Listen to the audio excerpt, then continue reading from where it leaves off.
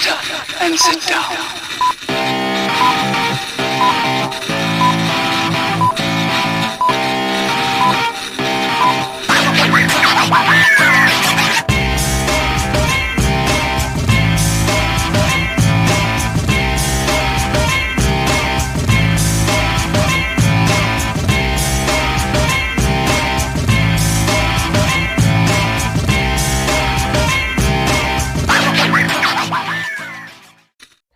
Hello again, everybody, and welcome to another edition of the Rural Report. I am your Rural 2IC, and today I wanted to do a quick video.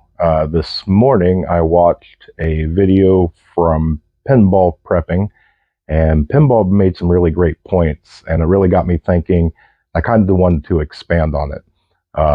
Not stealing anything from Pinball, this was a great idea and a great topic to talk about.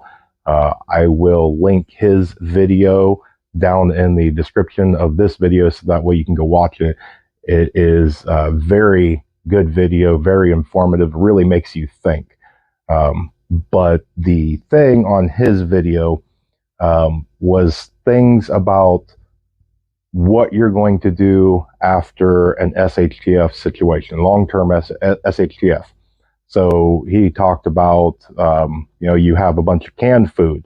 Well, as you eat that canned food, what are you going to do with that can afterwards? And a lot of just different scenarios on what you're going to do that maybe you don't think about. And one of the things that he did was how to dispose of waste and things like human waste and feminine products and things like that.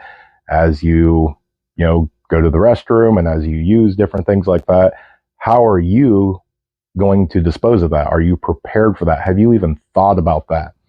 And I want to expand on that because some of the things that I think a lot of people do not think about is that after an event like that happens, like what he did or what he said in his video, as he stated that one of the major things that you're going to have to deal with that's going to be very deadly is going to be disease. And so one of the things that you're going to have to do is you're going to have lawn maintenance. If you have weeds that are waist high, I mean, that's going to attract all sorts of unwanted, things.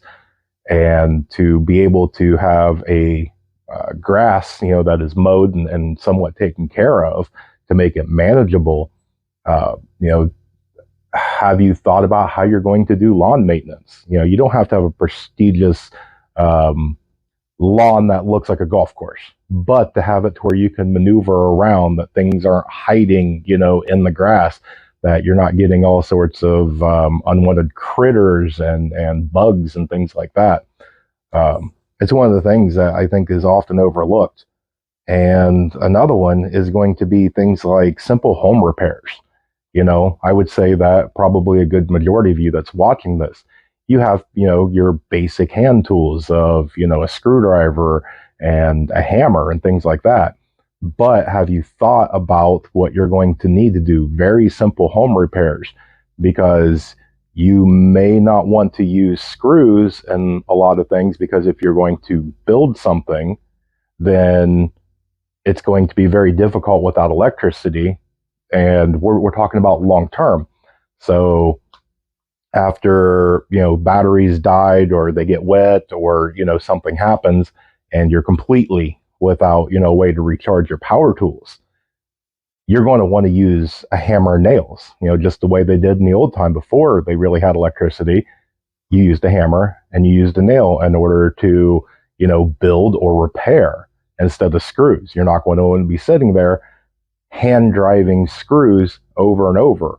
And really, just as a side note, you use nails when you build houses and things. So that way, as things move, if you flex on a screw, a lot of times the screw snaps.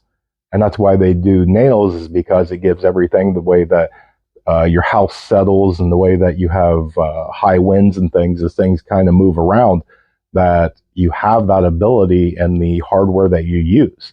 But, if you have a power saw, when the electricity goes down, do you have a handsaw?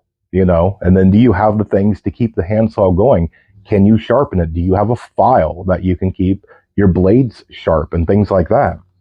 And then moving on, another one that I think a lot of people kind of miss is not only the cleanliness of the outside is going to be the cleanliness of yourself.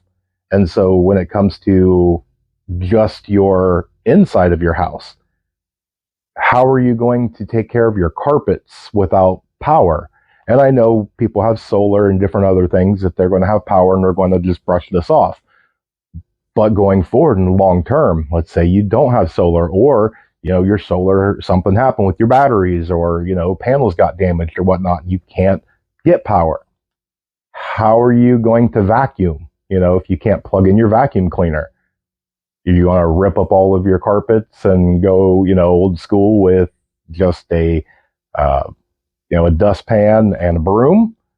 A lot of houses nowadays, they're wall-to-wall carpeting in just about every single room. And as you go inside and outside, a bunch of times, you want to start tracking in a lot of that dust and a lot of that dirt. That right there is going to get kicked up every time that you walk around. And that's a really good, event that's going to happen on a day-to-day basis. That's going to cause allergies, and that's going to cause, illnesses and other, sicknesses. It's going to get food and different things that's going to drop down in the carpet, and that's going to be an invitation for like mice and other things, which mice then brings predators, and before you know it, you're going to be overrun with all sorts of stuff. And then on cleaning of yourself, can you make or do you produce organic cleaning products for you? You need to brush your teeth. You need to wash your dishes. You need to wash yourself. You need to wash your laundry. Do you now, or do you need to learn how to make organic toothpaste, organic laundry soap? He brought up a really good one with the laundry, that if you make an organic laundry soap, then when you get done washing your dishes, you can use that because it's organic and water your plants. Or if you have a high grade water filtration system, you can use that water, filter it, and drink it. And so that way you're not wasting anything. There's a lot of different things that you can go through of your house products. Look at how you go through on, say, you clean your house on a Saturday. How are you going to clean your windows? You just going to take some dirty water and a rag and try and wipe it down? There's a lot that goes in that we take for granted because we are in that consumer-based lifestyle. For my viewers and subscribers that's in the Americas, we're just a consumer nation. And so if you need something, you just pop in the car and you run down and get it. Or I guess, we're also in that age now that you hop on and you have it delivered in, 24 hours or whatnot. Anything that you need, it's at your fingertips on your smartphone or whatnot. And so you need to take and go through on your day-to-day stuff, and you need to look at it and go, hey, if SHTF happened right now, how would I replace what I'm doing? How would I replace this product that I'm using? And so as you clean, as you bathe, as you do dishes and laundry, and as you sweep and do little repairs and do just the normal basic things, look at it. And I challenge you, take a weekend, take an entire week, get your little notebook, and as you do something, jot it down. Hey, when I cleaned the window, I grabbed a bottle of Windex, I sprayed on there, grabbed a clean, rag or a clean paper towel. That's how I do it now.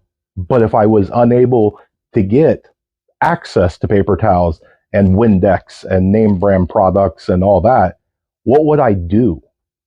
You're going to want to have your windows clean for, security reasons.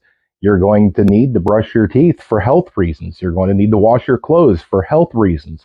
There's a lot that I think that people don't think about. Again, I'm really thankful for Pinball bringing this up. It was a really good thought exercise for me, and that's why I kind of wanted to expand on it and bring it to you. So again, I'll link that video down in the description. It's a really good, I think it's 10 minutes long. It's a good watch for you guys to go and view and take the challenge, take it a little serious and see what you come up with. If you have any ideas of some other things, drop them down in the comments. That way, other viewers can see it and we can get some ideas rolling. With that, I'll wrap it up by saying to go check out our Facebook page. Just search for The Rural Report. We're doing a lot of interactive and fun things over there.